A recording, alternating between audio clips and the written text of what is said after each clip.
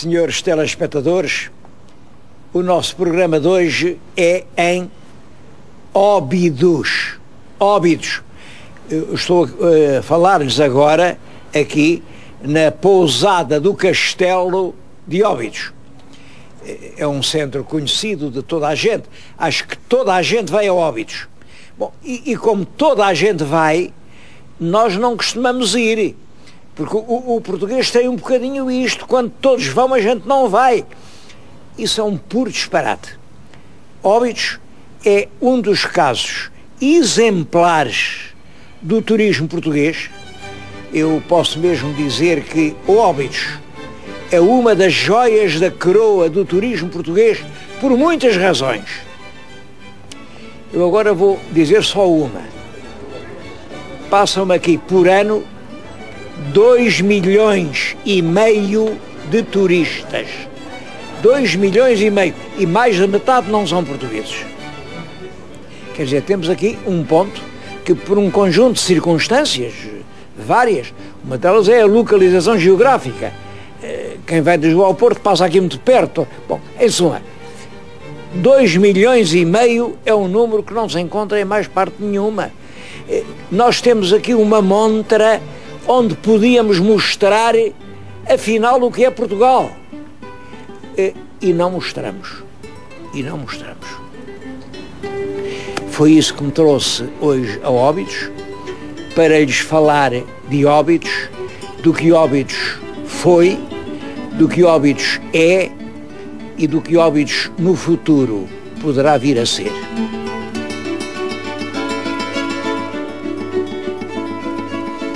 A primeira observação que eu gostava de fazer é sobre a própria palavra Óbidos. Durante muito tempo, a bem dizer, até há 30 ou 40 anos, sempre se disse que Óbidos, o topónimo Óbidos, vinha do latim Oppidum. Oppidum, em latim, quer dizer um lugar fortificado, uma fortaleza. Havia aqui uma fortaleza romana, acabou a fortaleza, mas ficou o nome, Óbidos. Depois aparece um grande filólogo, um homem que merece todo o respeito, realmente, Gonçalves Viana. Gonçalves Viana é um homem extremamente rigoroso e merece, portanto, todo o respeito. Mas é Gonçalves Viana quem vem dizer, não, por mais tentador que isso seja, parece mesmo que é, não é? Parece mesmo. Óbidos. Mas não é. Tenham paciência, mas não é. Não é porquê? Porque Oppidum, em latim, Oppidum, escrevia-se com 2 P's. Oppidum. Oppidum. 2 P's. Ora, a consoante dobrada, reforçada em latim, não pode dar nas línguas românicas o B, ou B. Não pode dar o B. Isso acontece quando a consoante está entre duas vogais. A consoante intervocálica é que OP dá OB. Mas aqui não é intervocálica, são 2 P's. Portanto, tenham paciência, mas Óbidos não vem de Oppidum.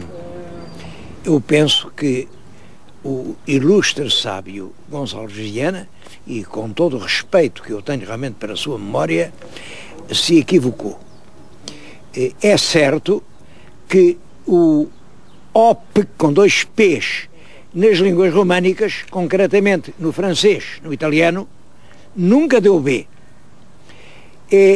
No italiano, até ainda, quando a consoante é redobrada, ainda na pronúncia, as pessoas dizem a palavra redobrada.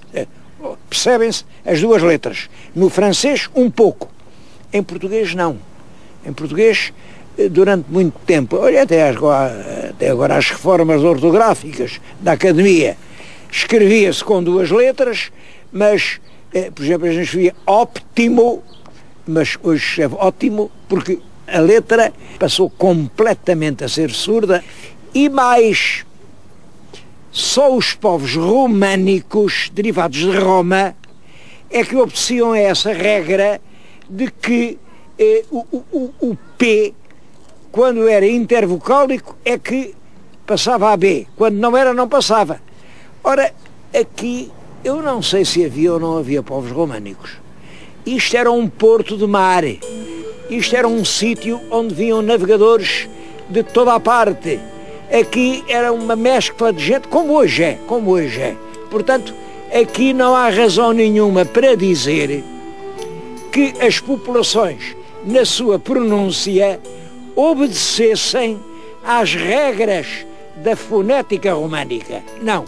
O português foi sempre um bocado, enfim, eu não queria dizer trapalhão, que é uma palavra feia, mas sempre falou assim um bocado de qualquer maneira. E dentro deste facilitarismo da pronúncia lusitana é perfeitamente crível que os dois P's deixassem de soar, dissesse só um, e deste óbidum desse óbidos. É perfeitamente crível. São ainda visíveis aqui, muito perto do castelo, ruínas romanas.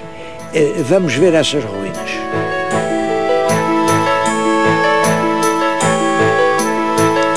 Quando aqui há alguns anos andavam a construir a A8, ao fazerem uma ponte, tinham os grandes pilares.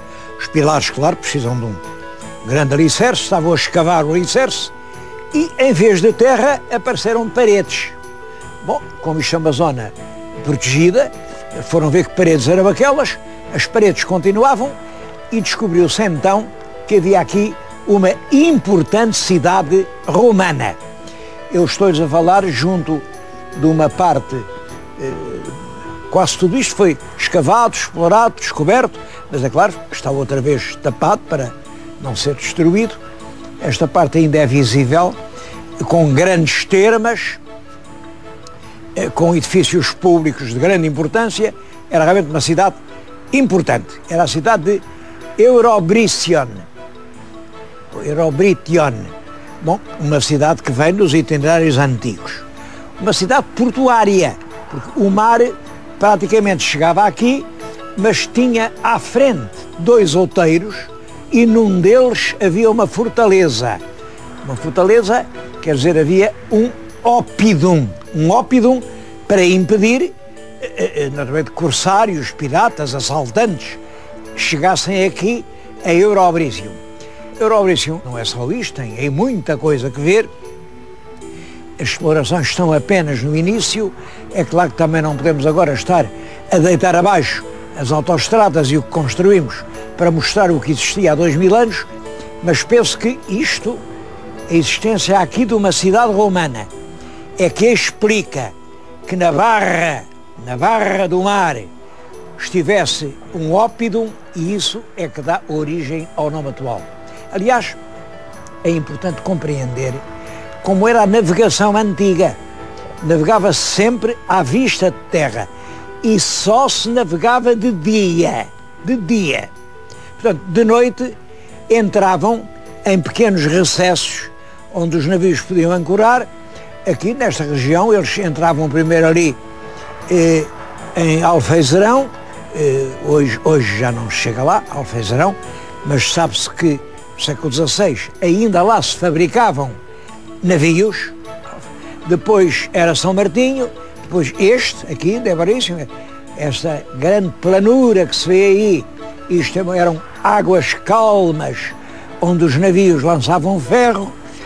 A seguir seria a Toguia, que hoje fica diante de Peniche.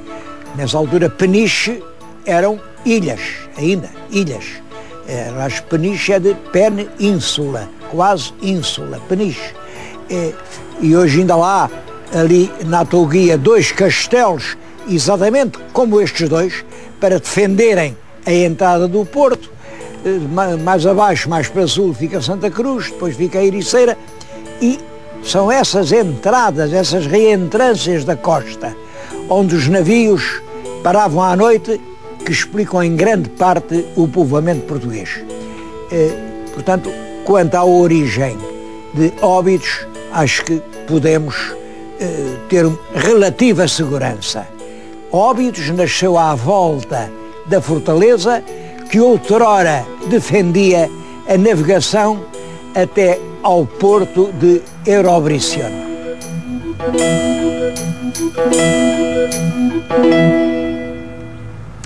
Agora estamos na parte mais antiga do castelo. Olhem, é possível que estas muralhas fossem do próprio Oppidum romano e continuamos a ver Eurobricione. Viam ao longe aquela zona ali assim mais descampada, são as escavações. Escavações de uma pequena parte, porque nem um quinto da cidade foi posta a descoberto. Bom, e daqui vê-se perfeitamente que o mar fazia aqui uma espécie de concha que devia ser muito semelhante à de São Martinho do Porto. Fazia aqui uma garganta entre estes dois montes, entrava aqui e os navios podiam ir até além. Claro, à medida em que isto vai sendo assoreado, a praia vai descendo. Hoje, o último vestígio é a Lagoa de Óbidos, que fica, aliás, a 2 passos daqui. Isto, no tempo dos mouros, foi terra importante. O Dom Afonso Henriques conquista isto. O rei Dom Sancho, sabe-se que viveu aqui bastante tempo. No tempo do rei Dom Sancho havia aqui até uma gafaria. Uma gafaria quer dizer uma terra onde podiam viver as pessoas com a doença da lepra. A lepra era uma doença horrorosa, toda a gente fugia. Os leprosos eram obrigados a andar com campainhas, tocavam, lá vem o leproso. Bom, mas aqui eles podiam viver. Mais tarde, a rainha Santa Isabel, em vez de os deixar só viver aqui por estes buracos, fez uma casa, uma leprosaria, construída pela rainha Santa Isabel. Nessa altura, Óbidos é realmente muito importante, porque é o centro de uma região muito vasta, que era não só o atual Concelho de Óbidos, como todo o atual Concelho das Caldas de Rainha, como todo o atual Concelho do Bom Barral. Tudo isto, até ao mar, uma região vastíssima, tinha aqui a sua cabeça, Óbidos. É claro que passou muitas coisas na história e eu leio, por exemplo, nos cartazes turísticos que Óbidos, naquela guerra que houve entre o rei Dom Sancho II e o irmão, o Dom Afonso, que era conde de Bolonha e que veio a ser depois o Dom Afonso III, que aqui Óbidos lealmente ficou ao lado do rei Dom Sancho e por isso é que recebeu o título de muito leal Vila de Óbidos. É exatamente ao contrário. É exatamente ao contrário. A Vila de Óbidos tomou posição pelo Dom Afonso, pelo Conde de Bolonha, mas o castelo, que estava separado da vila por muralhas fortes como estas, resistiu. Apesar do castelo estar pelo rei, a vila foi lealmente servidora do bolonhês, do Dom Afonso. E é por isso que o Dom Afonso lhe dá o título de sempre leal. Nunca se viu o inimigo condecorar a vila que esteve contra ele. Quem deu o título de leal a Óbidos foi Dom Afonso III. Isso quer dizer que esteve por ele. Isto é evidente. Aliás, o texto medieval que diz é que a vila o apoiou quando ele fazia cerco ao castelo de Óbidos. Essa guerra é importante, até para perceber a história de Portugal no seu conjunto, porque é uma guerra dos castelos contra as vilas. As vilas são do povo e, portanto, querem a mudança. Os castelos são dos senhores e, portanto, são pelo rei que já estava. Os castelos são sempre conservadores e as vilas, essas, é que são sempre pela mudança. É um dos momentos decisivos da história portuguesa. É exatamente essa grande crise no meado do século XIII, foi de 1245 a 1248, em que o Conde de Bolonha, irmão do rei, vem, o rei é acusado de não saber governar, não fazer justiça aos povos, e todas as vilas pegam em armas pelo príncipe que vem de fora, e como sabem, o Dom Sancho foi obrigado a fugir foi-se esconder lá em Toledo e lá morreu no ano seguinte. Continua a haver livros em que se ignora essa revolução que é quase tão importante como a revolução que leva ao trono de Dom João I. O que é que faltou aqui? Faltou aqui um genial Fernão Lopes que escrevesse a história. Isto mostra o que eu já tenho dito. Às vezes em história o mais importante não é pôr o ovo, é fazer o cocorocó.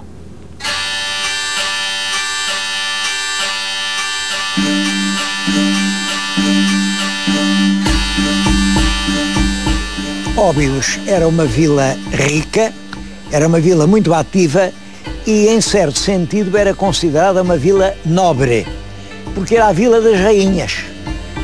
As rainhas tinham sempre um dote, que fazia parte de algumas povoações, e Óbidos fez sempre parte do dote das rainhas. A primeira rainha que foi dona de Óbidos, que eu saiba, é a rainha Dona Urraca, que é a esposa do rei Dom Afonso II, Dom Afonso II o Gafo. Dona Urraca era dona de Óbidos. E depois, todas elas, está ligado à história, praticamente todas as rainhas portuguesas, até à Revolução Liberal. Costuma-se dizer que Óbidos decaiu por causa do terremoto. É uma explicação que se dá. E é verdade que o terremoto de 1755 fez grandes estragos em Óbidos. Bom, mas o terremoto fez estragos em toda a parte. Olhem, no Algarve, por exemplo, quase não ficou pedra sobre pedra. E as cidades refizeram-se rapidamente. Também se costuma dizer que não foi isso. Foi as Caldas da Rainha. Apareceram lá embaixo. As Caldas é muito perto daqui. Apareceram lá aquelas águas quentes, águas sulfurosas, águas medicinais. A Rainha mandou fazer ali um hospital termal para acudir aos pobres. E as pessoas, desde que a água era lá embaixo, foram-se todas embora. Também não é essa a explicação. É evidente que as vilas importantes não estavam dependentes das águas. A verdadeira machadada no progresso de Óbidos é outra, é de caráter político. É a implantação do liberalismo. Com o liberalismo, isto deixou de ser terra das rainhas. É certo que tinha havido estragos com o terremoto e as rainhas deixaram de mandar fazer aqui obras. Os conventos, havia aqui conventos e colegiadas, tudo isso foi esvaziado e Óbidos pouco a pouco entra assim numa espécie de crepúsculo. Eu, quando era garoto, conheci isto não vinha-se aqui, não havia aqui viva alma. Eu, nessa altura, em garoto, vivia em Leiria. E o meu pai era reitor do Liceu de Leiria e era uma pessoa muito interessada pela arqueologia, pelas antiguidades. Começou-se a falar de Óbidos e eu vim aqui. Eu assisti até uma pessoa minha conhecida pintar uma aguarela sobre Óbidos como era naquela altura. Bom, como veem, a terra é a mesma. O que é uma terra sem vida? Bom, e a vida regressou com o turismo. Quando começam a vir pessoas que querem passear, veem que esta vila tinha um encanto extraordinário. Tinha muitos ângulos, cantos, recantos, lembranças ainda ogivais. Olha, tinha, por exemplo, esta igreja, a igreja de Santa Maria, que estava cheia de obras-primas, e a partir ali de 1930, que Óbidos volta a ser uma das grandes cabeças do turismo português. Eu falei-lhes na igreja de Santa Maria, é aqui que estão algumas obras-primas e não podemos sair daqui de Óbidos sem as ver. Quero-lhes falar em especial do túmulo de Dom João de Noronha e da pintura de Josefa de Óbidos.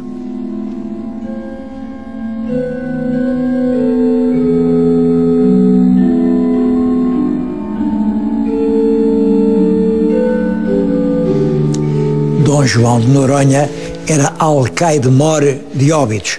Alcaide-mor significa que era aqui a principal autoridade. Era ele quem governava Óbidos. Às vezes, em certos guias, tenho lido, chama-lhe Conde de Guigon. Não é verdade. Isso era um descendente do Conde de Guigon. O Conde de Guigon é do século XIV, casou com uma filha bastarda do nosso rei Dom Fernando, e é daí que vêm os Noronhas todos, inclusive este Dom João de Noronha. Foi a esposa quem mandou fazer o túmulo, que é uma das obras-primas da escultura da Renascença em Portugal. É atribuído a Nicolau de Chantrenne. Como vêem, está uma imagem da Virgem, a Senhora do Pranto, com o filho. Daquele lado está o São João Batista e aqui uma Santa Maria Madalena que enxuga as lágrimas. Todo o conjunto é extremamente expressivo. É dos túmulos mais belos do Renascimento português.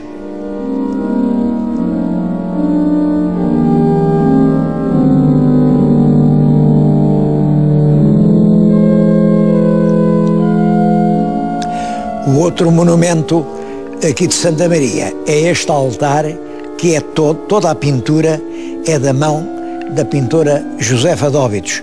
Ela assinava Josefa em Óbidos.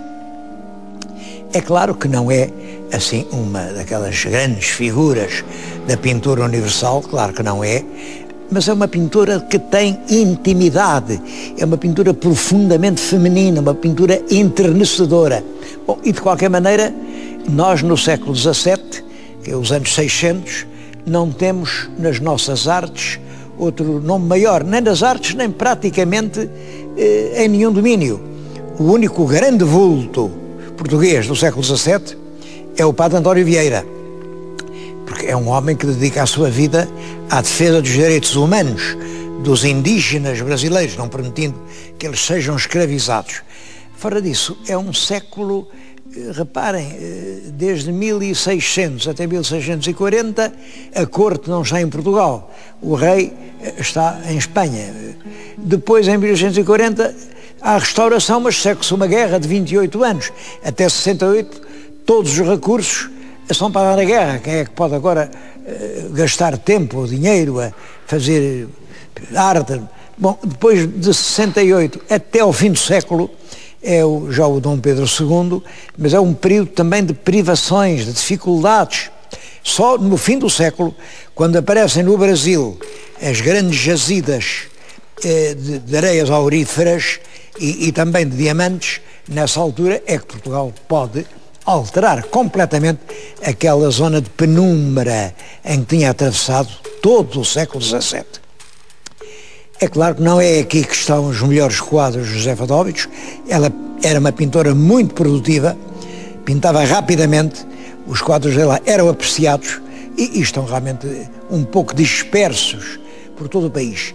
Mas aqui em Óbidos ela fez questão de ser ela a pintar este altar.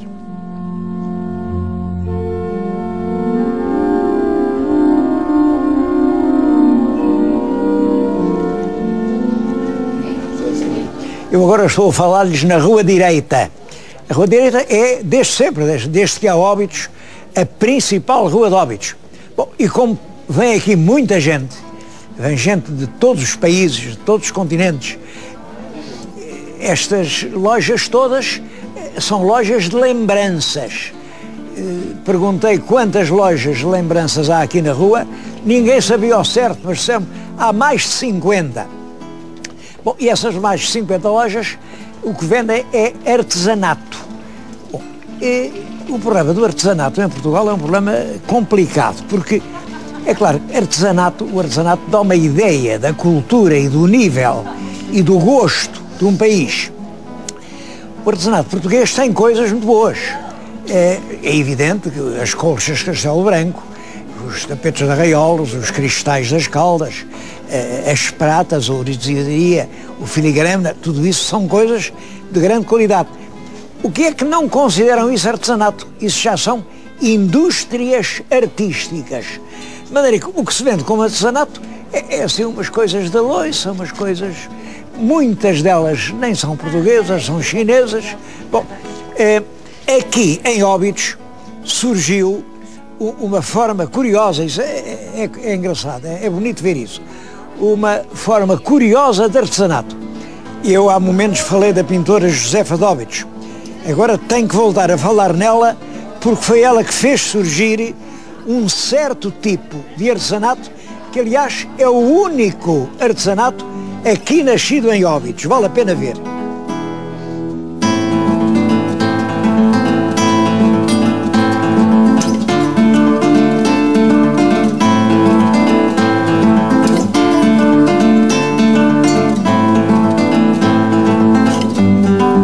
Esta gravura é uma reprodução de um pormenor de um quadro da Josefa de Óbidos.